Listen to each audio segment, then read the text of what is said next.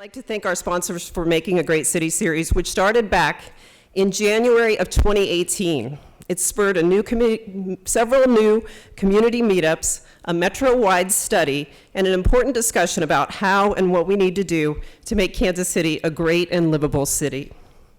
This is our 10th program since launching the series, and we'll continue later this month when we have Doug McMullen on March 31st. Tonight, I'm really pleased to welcome Dennis Strait.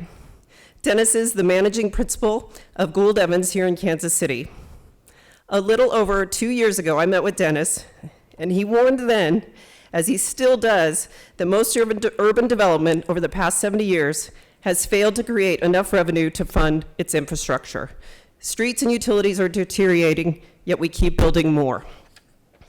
Dennis and his team at Gould Evans, including Graham Smith and Abby Kinney, wanted to find a better way, and they have been instrumental in this work surrounding the topic and this series here at the library. Dennis is here to explain the problem and help propose workable solutions for the future of Kansas City and for our region. Please help me welcome Dennis Strait.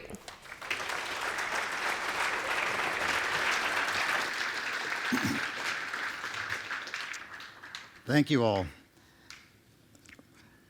So when Graham and I met with Carrie 2.5 years ago to talk about this series, we talked about calling it the We Built Cities We Can't Afford series, and she encouraged us to come up with something a little more positive. So that's why we call it the Making It a Great City series. We also had good counsel from David Warm with the Mid-America Regional Council when we were starting to put this series together, and he said, you know, it could be pretty doom and gloom. You might want to come up with some recommendations on how you can also, envision the city going forward to be more productive. So that's why instead of calling tonight's presentation the We Made Cities We Can't Afford presentation, we're calling it Unlocking the Unseen Potential of Kansas City, because that's truly where we're trying to head.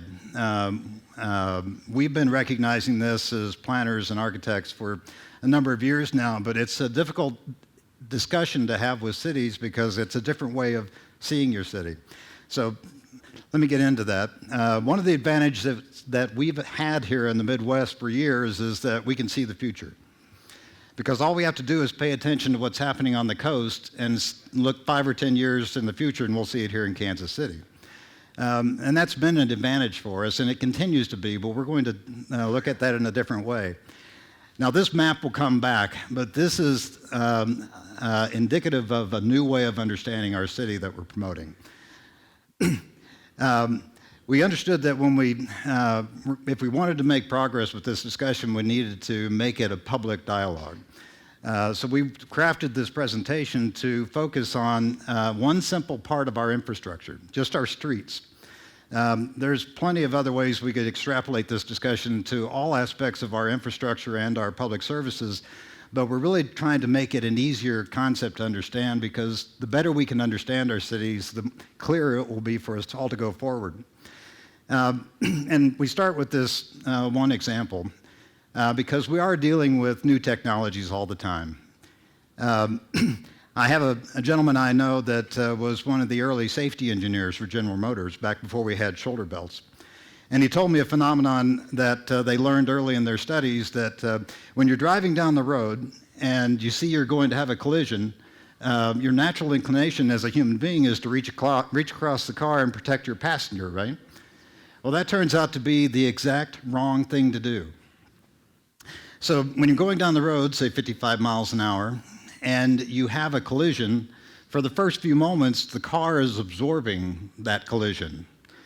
But after it does, if your forehead hits the dash, your forehead's hitting the dash at all 55 miles an hour. It's not getting the benefit of the car taking the hit for you.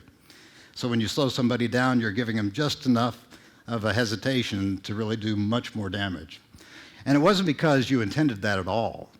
It's because you felt like you were sitting on a sofa having a conversation. You didn't realize you were going down the road at 55 miles an hour. It's a part of us as humans adapting to new technologies. And that leads to unforeseen outcomes, and that's part of what explains where we are today. So this is the one slide on our history of city building. because you can understand city building just by looking about how the conclusions we've reached all throughout the globe and then cultures all throughout our world. We've got 5,000 years of history of building cities for civilization. And through those 5,000 years, it's generation after generation of trial and error that's led to similar conclusions. So it doesn't matter where on the globe you go or what culture you visit, you find similar outcomes in terms of how we as humans learned how to build cities. And that's an important lesson that you can see played out here in Kansas City real clearly. So here's Kansas City in 1850, when we were just a village of a few thousand people living on the Missouri River. Within 80 years of that village, we built this city. 80 years later, we had a significant skyline. We had a bustling downtown. We had a tremendous street life and commercial center. We had an incredible streetcar system. We had an amazing welcome center that we could afford to build because we were following the patterns of our ancestors, those that came before us, on how do you build cities. We were just following all those lessons learned. We had the benefit of a design framework for Kansas City. Most of us are familiar with the Parks and Boulevard system. We're fortunate in Kansas City that gave us a way of structuring our development and our growth. So it gave us a unique character that most cities don't enjoy. What we've forgotten is we also had nearly 100 miles of streetcar by 1930. Yes, I said 100 miles of streetcar by 1930 here in Kansas City. And it wasn't because we had election after election to figure out how we're going to build that streetcar. It was just because we followed the pattern from our ancestors and knew that to build cities, you needed that kind of transportation system in order to build the city as quickly and as effectively as we did. So there are a number of things that, this is the civics lesson part of the evening, one slide again. There are a number of things built into our governance that affect the way we build cities.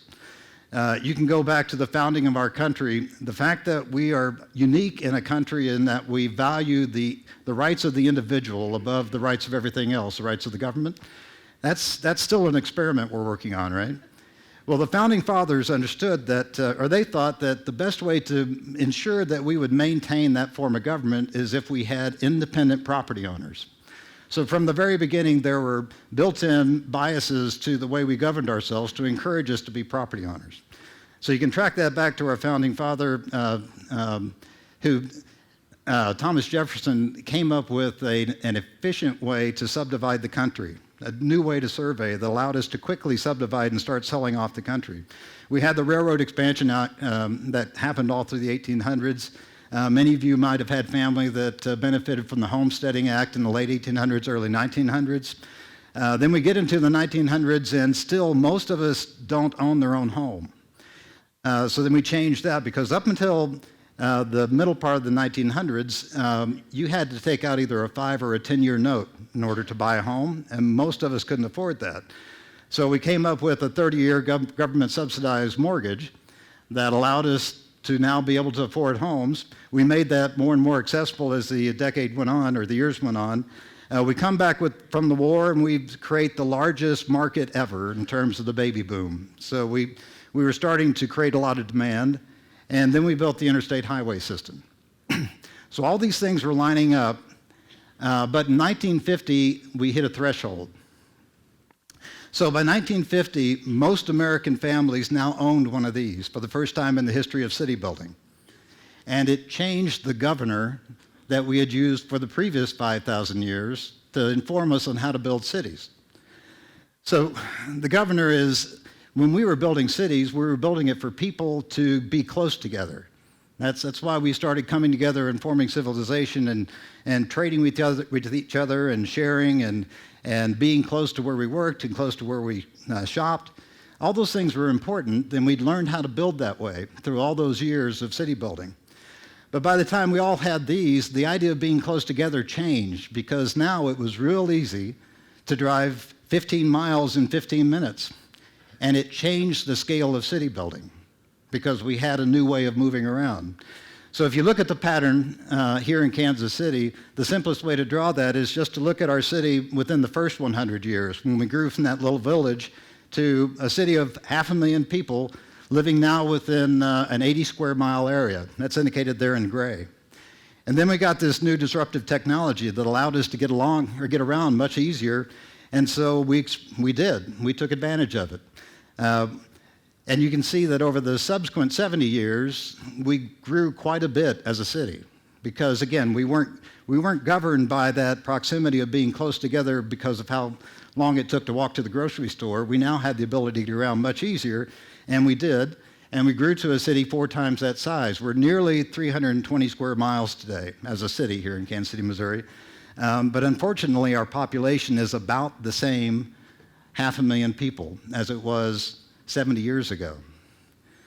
So the simple math is we've got 4 times as much city to maintain per person than our predecessors did back when we built Union Station, back when we built that amazing city in 80 years.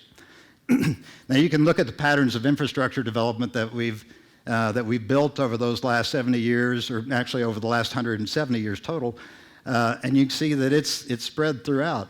And we built it in a different way than we'd built infrastructure before because we had new standards and so forth. So in reality, we really have more than 4 times as much infrastructure per person for each of us to take care of, for each of us to be responsible for, than our predecessors did. And that was the first time in the history of city building that we built at that scale. Now, this isn't unique to Kansas City.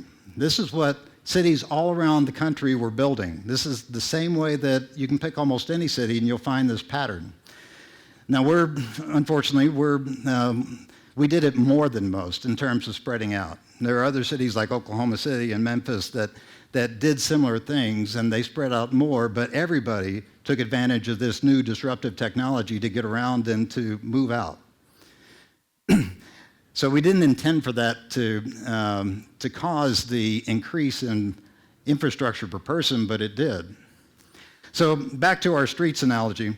In Kansas City, Missouri, we have 6,500 linear miles of lanes in our city street system. That doesn't include the county and state highway system and the federal highway, all that. It's just our city streets. So you can pave Kansas City by starting in New York City, pave all the way across the country to San Francisco, and then turn around and pave another lane all the way back to New York City, and then take a break and pave a lane up to Portland, Maine, and turn around and come back to New York, and by that time you've built Kansas City. So think about that the next time you complain to our city manager about not having the snow plowed the next morning, right? We're trying to plow the entire country overnight. So you can put a value to those cities, or to those streets, and you can quickly estimate that we've got about $5 billion worth of streets that we built.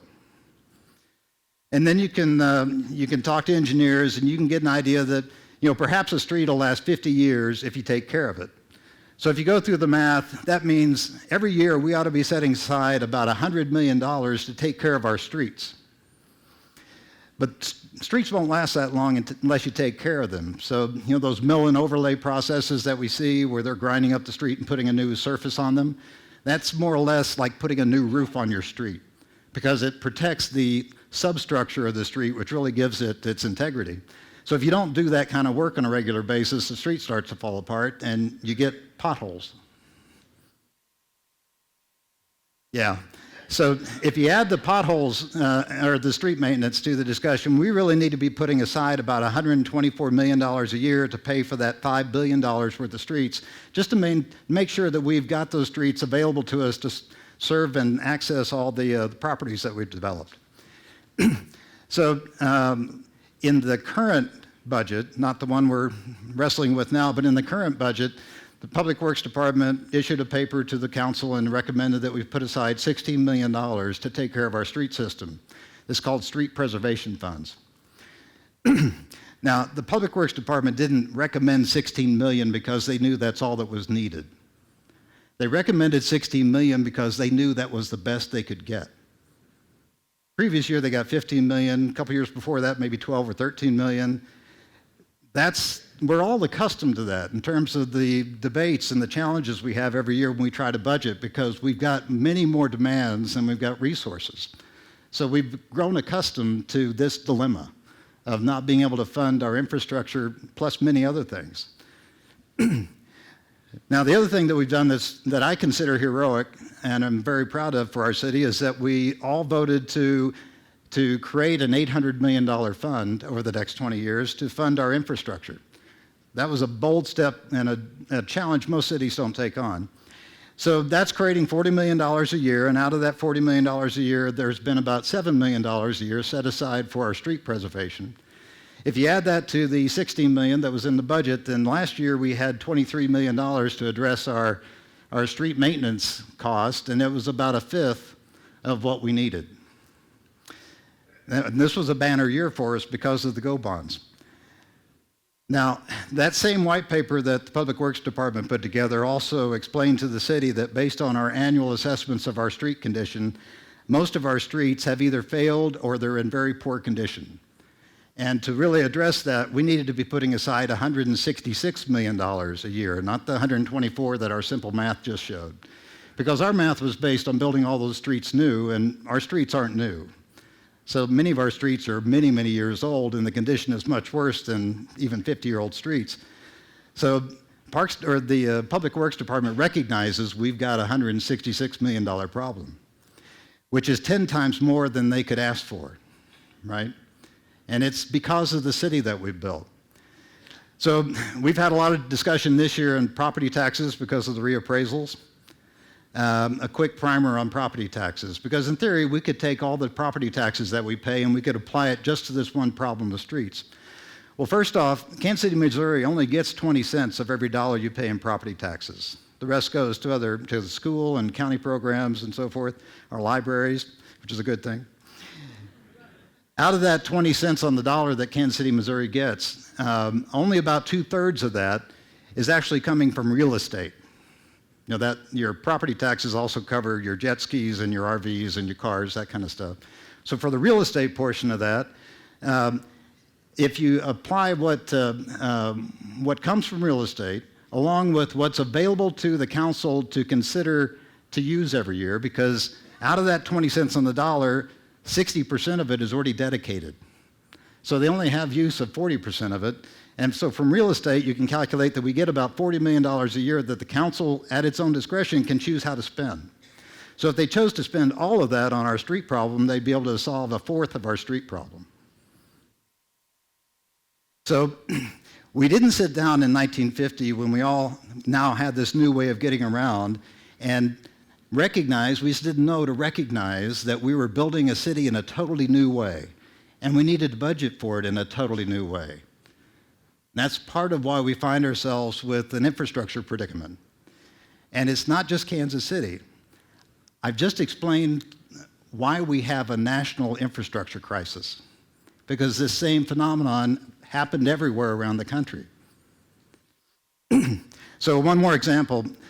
If you look at the way we've built the city since 1950, this is a pretty typical development pattern.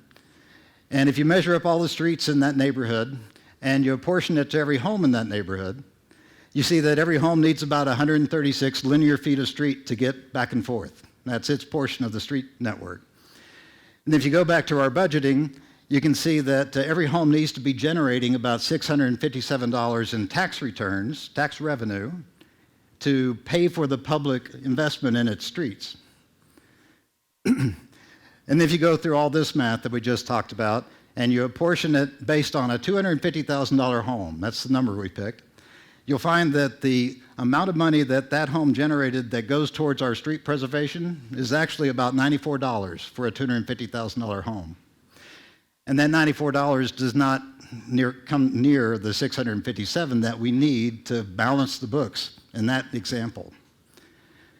Now, we've always had edges of the city that are less productive than the central part of our city. So if you look at the central part of our city in a different kind of housing, this case, an urban housing model, because it's urban, it only needs about 50 feet to get back and forth to those 14 different homes. So the amount of street per home is much less. But if it's a $250,000 home, we still tax it the same. So it gets taxed the same as any other home that's $250,000 in our city. even though in one side of that equation, it's 37 times more efficient than the other side of the equation. We tax them exactly the same. Okay, so on one side of the equation, that's enough money to actually generate money back to the good that we can do other things with, that we can be discretionary about. And that's this one on the left. On the one on the right, every year we're going further and further in the hole because we can't afford the development pattern. So this is part of the lesson that we're starting to see and wanting to share with everybody about how to see our city. And the way that we've learned to describe it from people like Joe Menicazzi is to think about your city like a farmer would think about his farmland. So every farmer knows where his soil is most productive. He really knows his land well, and he knows where it's also not productive. That farmer is going to take great care of those productive parts of the farm where the soil is rich and the drainage is good, and he gets great return on those stock or those crop investments, because that's what feeds the family. So he gets that. And he also gets there's part of the farm that if he puts much money into it, he's probably not going to get a return, so he's not going to put a lot of money into that, right? If we think about our city the same way, the productive crops are on the left-hand side of this equation, and the parts of the farm that we need to be very careful about are on the right-hand side of the equation. So it's easy to compare urban and neighborhood patterns because it's always been in the history of city building, your most productive parts of your farm are in your commercial centers. So let's compare now post-1950 neighborhoods to pre-1950 neighborhoods, because back before 1950, we were still worried about being close together. We still needed to be close to school and close to the grocery store to carry a bag of groceries home. All that still was important to us.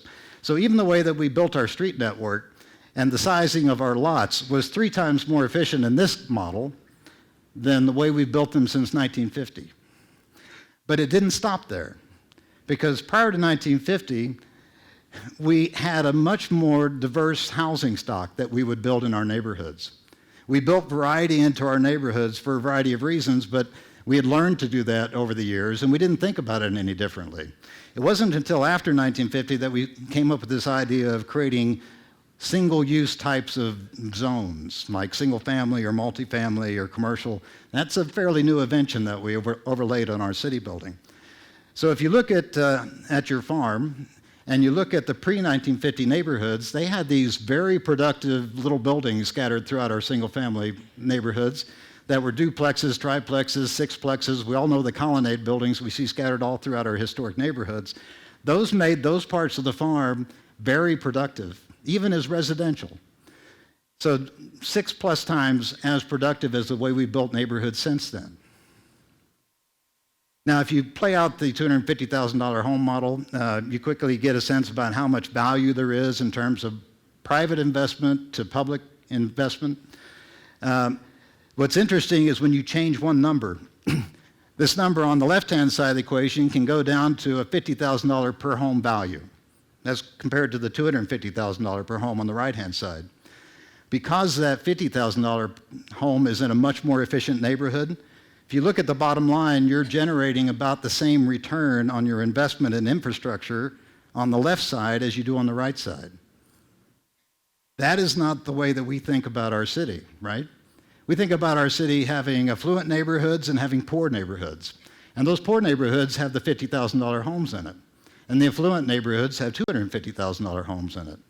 But because of the efficiency of our development pattern, it changes the understanding. Because on the left-hand side, that poor neighborhood is generating as much good back to the city as the affluent neighborhood. We don't see our cities this way. And this is the important new way we're needing to look at our cities so we can understand where we can get good returns on our investments. So again, we didn't decide when we had this new ability to build cities in different ways, we didn't recognize that we might want to tax ourselves differently, because we were building in so many different ways that it might cost more in one way than the other, and that might have been beneficial for us to think that way about city building. Okay, so that's the end of the doom and gloom part of the presentation, because we do have 3 steps that we're suggesting to think about as we go forward. So the first one is we have this challenge now. We have 4 times as much city as our predecessors did in 1950, and we are having trouble maintaining all that infrastructure. So if you know that now and you can see that pattern, we should be very careful about building any more infrastructure, right? That should be pretty straightforward. What that tells us is that we can see productive development patterns, so we know that there are ways we can build infrastructure that has development patterns that return on that investment. And that's how we ought to start thinking about, if ever we need to build new infrastructure, let's make sure we do it in productive ways that helps to pay for it. So that's the first suggestion. And in this first discussion, it might cause us to think differently about how we're prioritizing our general obligation funding. I mentioned that we're putting aside about $7 million a year towards street preservation. That's the re-roofing, mill and overlay process, and in some cases replacements like we've seen on Warnell Road. That's what we all expected for street maintenance. But there are uses of the general obligations bonds that are building new streets that support new neighborhoods that we now can understand are going to have a long time before they can return on that investment. In fact, in some cases, we can see that they will never return on the investment. We can see these patterns now, and we ought to recognize that as we're prioritizing and budgeting to go forward. This issue about our costs far exceed our ability to pay for the infrastructure we built. Well, we could, since we're in budget season, we could just choose to prioritize differently, right? So that little red sliver there is our street preservation budget for 2019 and 20. So all we need to do is just multiply that times 10 times and we'll be good with our streets. That's exactly the issue the council is trying to deal with right now, because every other color in that pie is also facing budget challenges, and the competition for our resources just won't let that happen. Now we could approach this differently, because now that we can see where there are productive development patterns of development that actually return on our investment in infrastructure, we can start to grow the pie, right? With every new development, we could create more revenue back to the good to help us get back to a balanced ledger. So this map's coming back now that I showed you at the beginning. This is a value per acre map for Kansas City, Missouri. So this is a map of our farm. And it shows us what every good farmer knows in terms of where the most productive soils are based on how we've farmed that part of our city. So in this map, you can see those spikes in the middle. That's downtown. And when Urban 3, who did this map for us, and big thank you to the Kauffman Foundation, because they funded this effort through their work with the Urban Neighborhoods Initiative and the Chamber of Commerce, to try and position Kansas City to better understand how to react to this new Opportunity Zone funding. So because of that, we now have these tools available for us to understand our city. But you can see the value that's represented in this map because it's both three-dimensional and it's color-coded. The spikes in the map show you where you're getting great return on investment. And again, our urban centers are always where we expect to see great return on investment because that's our most valuable land. That's our most productive part of our farm. Urban 3 was impressed to find out that Kansas City actually has 2 downtowns in terms of that level of return on investment because of our Country Club Plaza area. Not just the commercial center, but all the housing and the offices that are around that are a very productive part of our city that almost approaches the productivity of downtown. And you can see there's spikes between downtown and the Country Club Plaza that are indicators of very productive parts of our farm. You can also see in terms of the heat map aspect of this, the orange colors there throughout the Brookside area and Midtown leading up to the river. Those areas of the farm are also very productive because, again, they're built in that pre-1915 pattern where we have fairly small lots, tight streets, and that's a pretty healthy part of our city. And then you can see in the green colors where the return on investment is not so much. And some of these, we actually have about 60 square miles of undeveloped land in Kansas City. So most of that darker green is that undeveloped land, which returns some, but it's not really part of the investment that we're talking about. So here's the city up close to give you a better sense about how that map works for us. And here's another perspective on it where we're zooming in a little bit and we're seeing Midtown along the left and we're seeing East of Troost along the right, because right down through the middle of this is Troost Avenue. Now, we all know the rule of real estate is location, location, location, right? There is nothing about this farm that makes sense from a location, location, location perspective, because the right-hand side of the farm should be as productive as the left-hand side of the farm. I'll come back to that. So we know now that there are good ways to farm our farm by the examples that we talked about here, and we can measure it in terms of the return on investment per acre, which is a healthy way to look at it because it more accurately reflects the investment in infrastructure, because it's scattered all throughout the city, and if you measure it on a per acre basis, you get a more even measure of the private investment return on the public investment in the infrastructure. So you can see in these two examples, the neighborhood on the right is in that lighter green color, the neighborhood on the left is in the red vibrant color that's a higher return. You can look at our pre and post 1950 neighborhoods, and even with the $50,000 homes on the left, they're about of equal value. They're in that green category. They're similar value, but they're a low value, and they're on that lower end of the scale. And then you can imagine if you went to a $250,000 home on that left side of the equation, it starts to jump up into the middle range there in the $600,000 to $800,000 per acre return. So it's starting to be very productive land, and that's the color you start to see through our Hyde Parks and Brooksides, our central city neighborhoods. So we now know, we can see these patterns real clearly. We can see how we can build productive neighborhoods very clearly because we just learned from our ancestors how we could do that. And we can apply those same principles to our post-1950 neighborhoods. We can use the same strategies that we used in the past of having a variety of housing to help make the value of the neighborhoods greater to return on our public investment in the infrastructure that serves them. We can see those development patterns, and we can see the good that comes along when you have different styles of housing. And being more productive with all of our city ought to be part of our thinking going forward. This last issue about our tax policy is one that we need to grapple with. Because right now our taxing for our properties doesn't encourage productivity over non-productivity. So we talked about that example. It doesn't matter how productive the development pattern is, we have a one-size-fits-all tax system. So that same tax attitude creates these anomalies that a farmer wouldn't understand. So in the most productive part of our farm, our downtown area, you find the least productive style of development. You find these surface parking lots. Now, why does that make any sense? In a place where the farmer knows if I plant there, I'm going to get the best return, I'm going to feed my family better than any other parts of my farm, why isn't that farm better? Well, it's because of our tax program. We value property based on the improvements on that property, not on the value of the location. Location, location, location. This is a great location, but we don't value that location. We value the improvements only for taxes. There's a slight bit that's location, but most of it's based on improvements.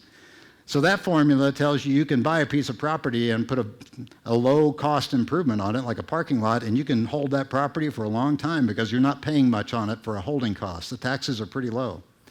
And that discourages good returns on the public's investment. Because understand, the value of that location isn't because the developer bought it.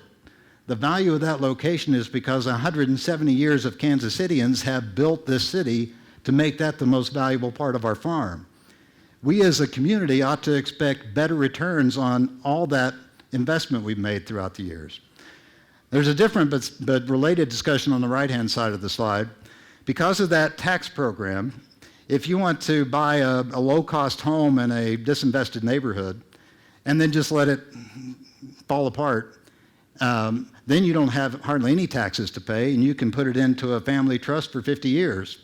And there are many absentee landlords who have done just that to our central city neighborhoods, and in the process help to bring them down. And it's partly because, actually it's largely because of our tax policy. We don't tax the value of the location, and if the improvements aren't worth much, then you can own that location for nothing. We need to think differently about that as a community going forward. So those are our 3 recommendations. Let's be very thoughtful about how we build new infrastructure so that we know we get good return on investment. Let's recognize the patterns of productivity that we can see throughout our city, and let's do a lot more of that. All throughout the city, let's do a lot more of that style of development. And then let's have some grown-up discussions about how we tax ourselves so that we get more return on our public investments. Now, I kept this to be a street discussion, but I'm going to relate it to another aspect of our cost of running our city. So this is a measure of our investment in police. And some of you may remember a few years ago, Mayor James had a public spat with one of the police commissioners. The police commissioner said, "I need more money." And this was in the front page of the Star, so you might have seen it. Mayor James said, "You get plenty of money," right? Well, they were both right. On the left-hand side is Mayor James' version of that discussion. Because on the left-hand side, we're measuring our investment in police on a per capita basis. So he's right. We rank very high compared to other cities our size on our investment in police services. On the right-hand side of that equation is the police commissioner's perspective. He knows he has 320 square miles of city that he has to take care of, and if you measure our investment in police on that basis, we don't rank so well. So our development pattern matters in all aspects of the cost of running a city. It's not just the streets. It's everything else that affects our ability to deliver the kinds of programs and services and amenities that we all would love to provide for our city, and we strive to provide. So I had that crystal ball at the beginning. This is how the crystal ball can be used today. 4 years ago, our chamber takes an annual trip to go visit one of our aspirant cities, a city we would like to be more like that's doing great things. 4 years ago, we were coming back from Portland, Oregon. Now, Portland is as cool of a city as you could ever hope to visit. It's got wonderful neighborhoods, it's got a great street life, lots of amenity and parks. But one of the lessons we learned at Portland was they have a serious affordable housing problem. So one of the things that we recognize coming back is, Kansas City does not have Portland's affordable housing problem. We don't have Denver's affordable housing problem. We don't have Austin's. We don't have Nashville's. We don't have San Francisco's, because we are still fairly affordable. Compared to those cities, we are very affordable. Now, we do have an affordable housing problem, but we are positioned in a much different way than all those cities are to address it, because we can create programs right now that can take advantage of our affordability and try and solve our affordability challenge. One of the good things about that crystal ball is last year we went to Nashville, and the chamber made a point to ask the leaders who were there at Nashville showing us around, what do you wish you would have done differently? The chamber intentionally made that part of our discussion because we really hadn't talked about it that way in previous visits. And one of the most gratifying things for me with that group of 150 city leaders was that we were all talking amongst ourselves about we're seeing now at Nashville, they're not getting the affordable housing problem. They're not solving that either. They're way down the road where now they've raised the value of all their property, and it's going to be tough for them to address that. And we were talking about how we need to get this right this time. If you look at the agendas for the chamber and the civic council and many of our leading civic groups around town, they've got issues like shared prosperity right on the top of the ledger as something that they recognize we need to get right this time around. That's very gratifying to know that we're getting to that point in the maturity of our city that we can start to take on that aspect of our city as well. So throughout our city, we've got these valuable areas, and it's scattered all throughout in our central city and in our northland. You can find these warm pockets of good development pattern that we ought to be thinking about and replicating. You can also see that in these flat maps. These aren't 3D, these are just flat maps. And again, this shows the way we think about our cities now. This is a value per parcel map. And this is how most of us think about our city. We value them based on the value of that house or that building. And it has nothing to do with how much of our city that house or building takes up, which is the difference if you compare that to the value per acre, which is this map. Exact same map, but this is on the value per acre basis. And it's kind of hard to see if you flip back and forth, but I'll just show you that those maps are dramatically different, right? It's a different way of understanding your city when you're looking at it on the traditional value per parcel, you know, that $250,000 home that must be doing good for us, versus the value per acre. Well, look at that $50,000 home, it's doing good for us in its own way too. It's a different way of understanding your city. When I gave the civics lesson, I left out an important part.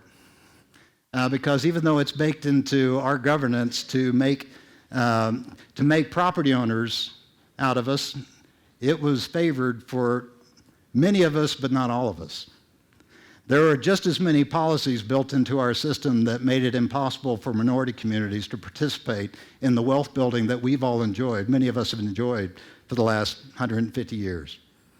We're now starting to recognize that. We're having discussions here at the library and around our city about that phenomenon and about how we can't continue to do that to ourselves and to members of our own community.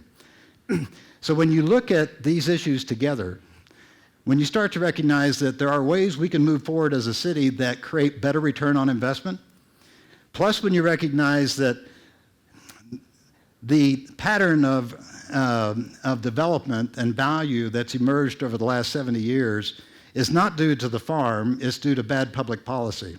This map on the left shows the redlining maps that devalued and made it impossible for you to enjoy the prosperity that was being built around the city on the right-hand side of that line, which is Troost. And you can see that those two maps coincide pretty closely together. The difference being there's no natural reason why those sides of the map are different. It's a policy issue that we created.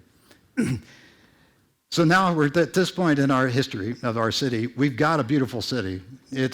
I enjoy showing it off to everybody I can bring to town. I hope you all do too, because it is a beautiful place to live. But we need to recognize that that beauty is only skin deep in many aspects because of our challenges of dealing with the infrastructure and all of our other city services based on our development pattern. Now, we do have this unique position in Kansas City where we can see that value and we can take advantage of it if we act now and not become Portland and then wish we would have acted now. We know that other investors are seeing that location issue differently than we can see it because of our conditioning to the red line. We know that, for example, all the multifamily developers that are in our city over the last 15 years, 5 of them are from out of state. 5 of the largest ones are from out of state because they recognize the value of Kansas City, and they're ahead of us in terms of acting on that value. We also know there's plenty of speculation going on throughout our city, particularly in our east side.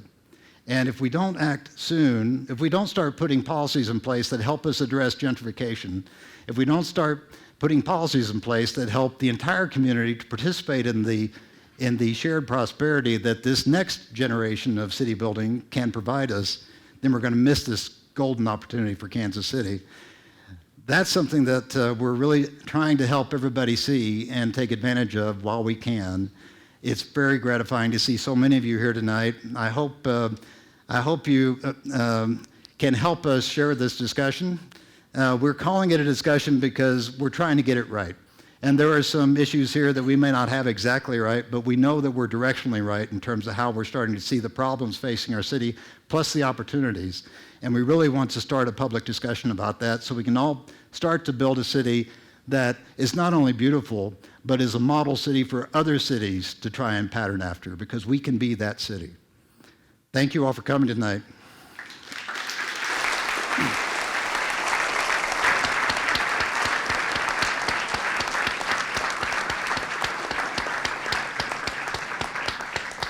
I am going to take some questions. I think the library tries to keep this going until 7:30. I don't know what time it is, but I'm happy to answer any questions I can. I'm glad you mentioned the farmer analogy, because that's a kind of a segue into my question.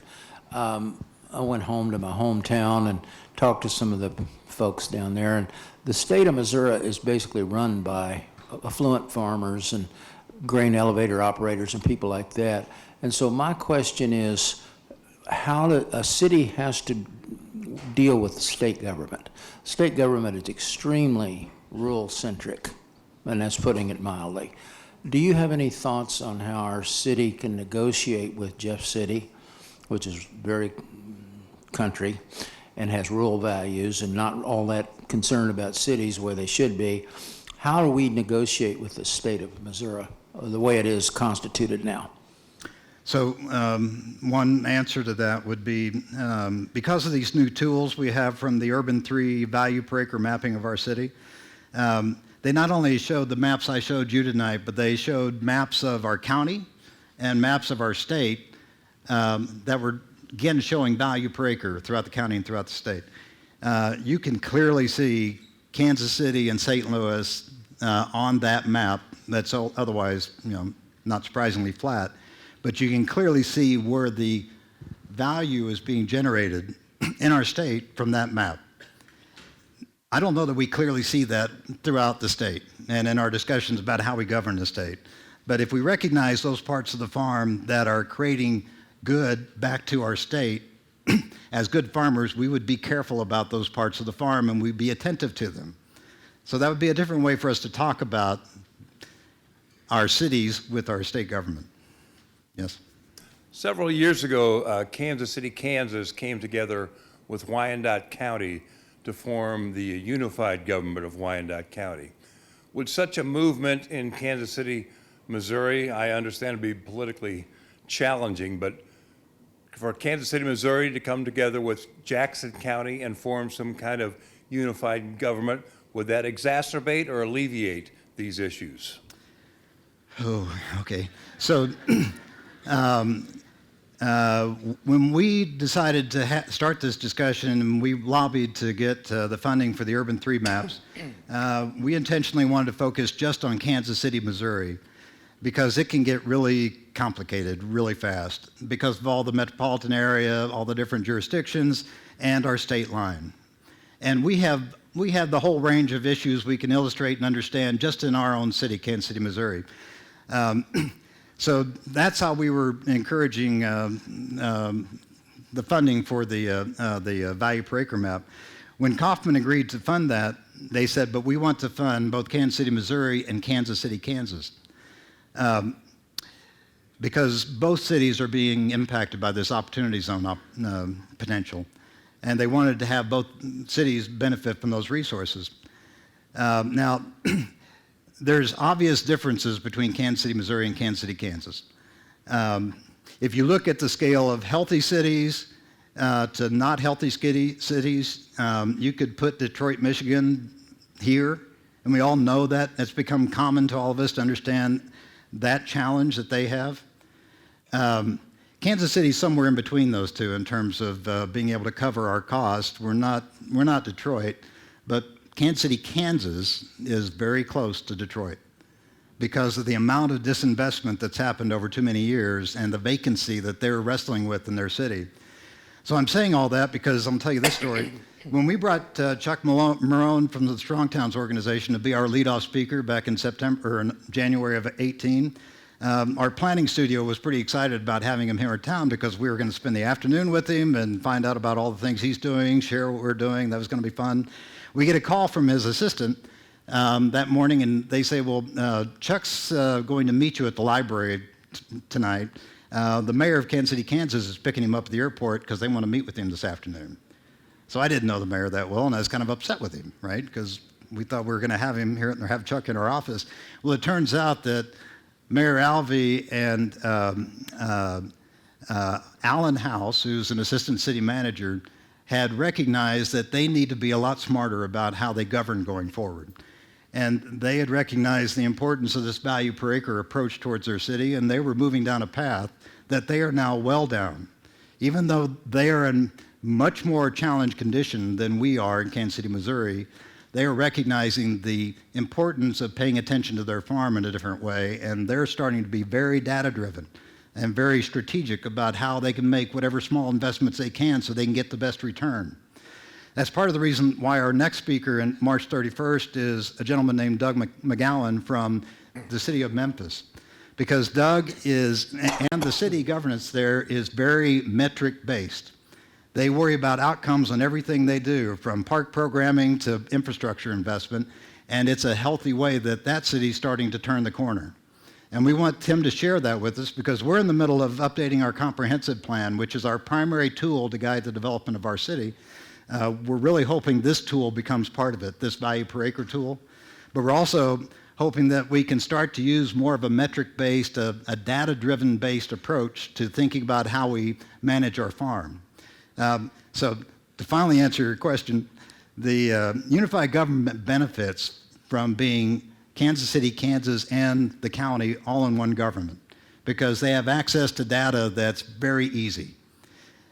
We have challenges because we're on multiple counties here in Kansas City, Missouri, and we have different ways of measuring things, and it's just not as clear, and the governance is nowhere as clear.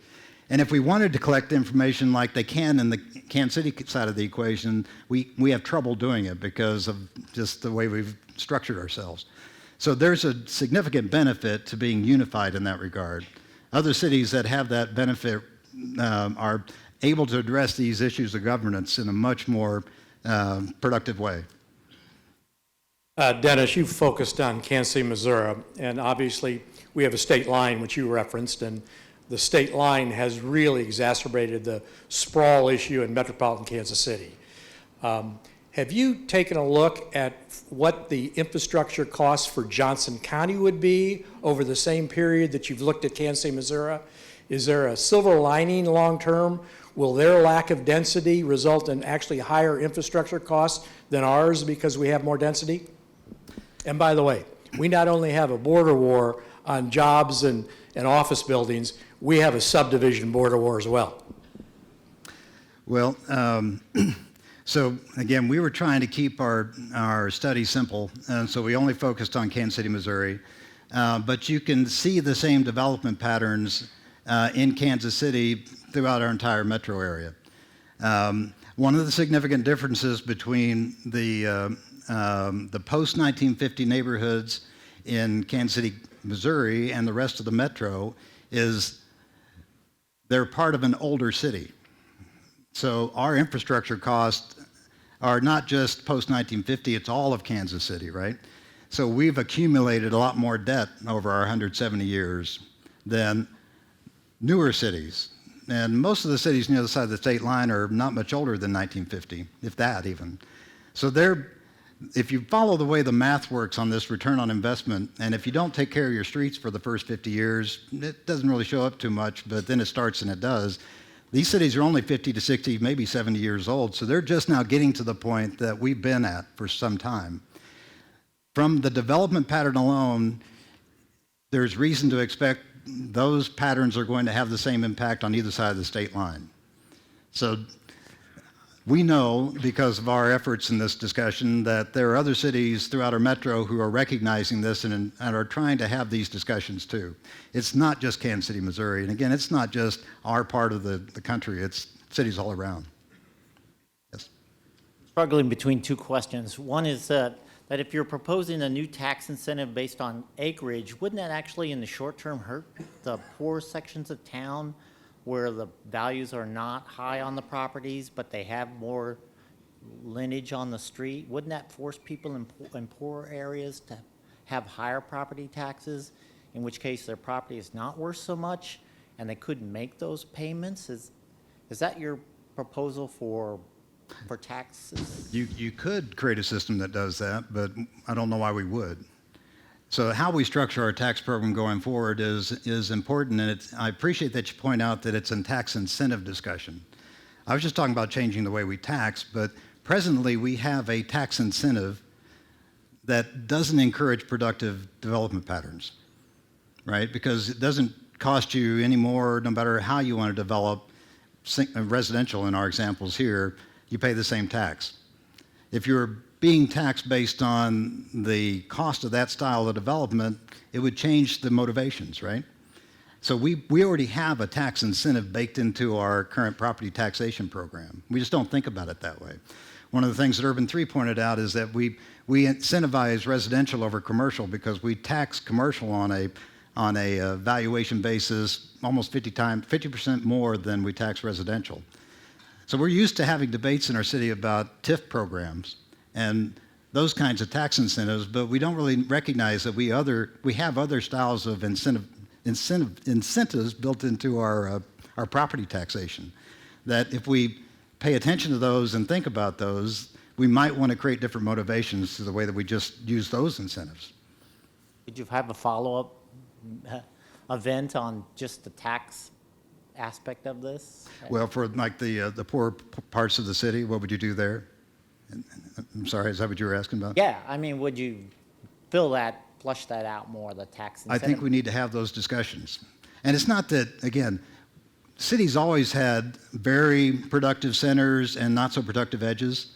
So it's not that we need to deal with this in a different way. It's just we have much more edges than we ever used to have. So we just need to find a way of balancing the equation better. All right, thank you. Thank you. Oh, yes.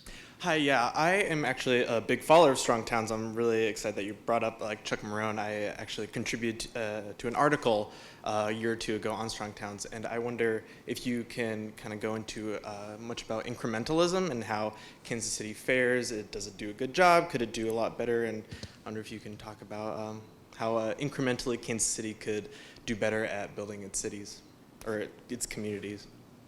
Well, thank you. That is one thing that the Strong Towns organization is advocating.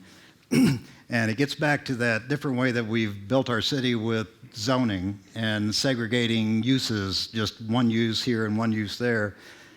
Whereas the way our cities used to develop naturally was things would change all the time. So those fourplexes in like the Hyde Park neighborhood might have not started out being a fourplex, but it became a valuable location, so it got improved, and that was an incremental move from a single family to a fourplex. Mm-hmm.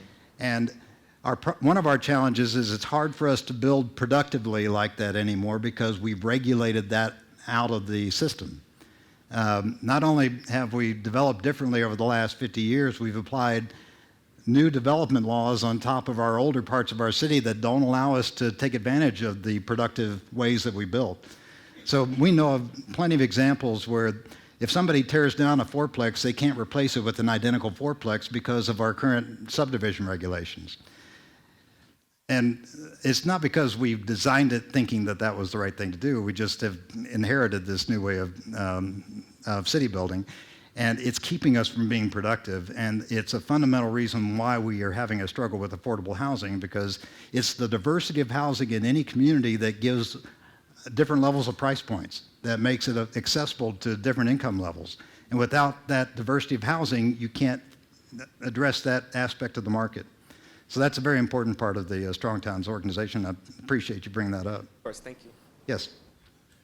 Have you seen examples? You mentioned gentrification, and that's fraught with a lot of problems. Have you seen other cities where they seem to have tackled this problem in a way that might be repeatable in Kansas City?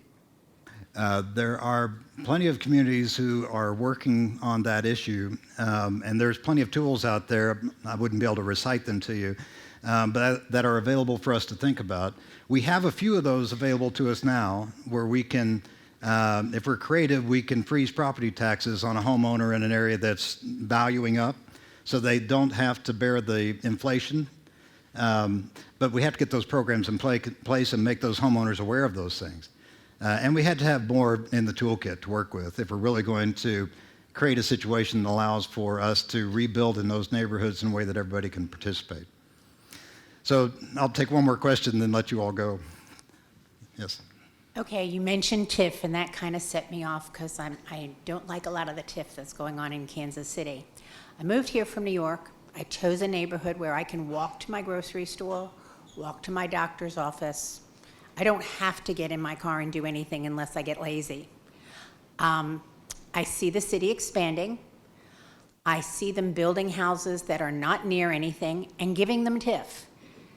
for 10 years, 15 years, 20 years, and it just kind of blows my mind, and they say, but we need development.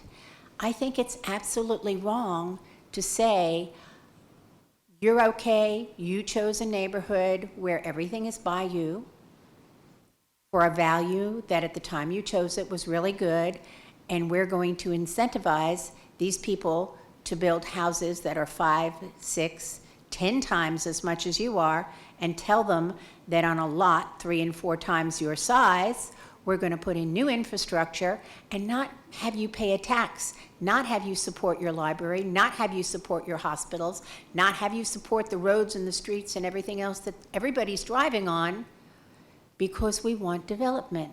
So how do you curtail this when the city leaders are all saying we need more housing? So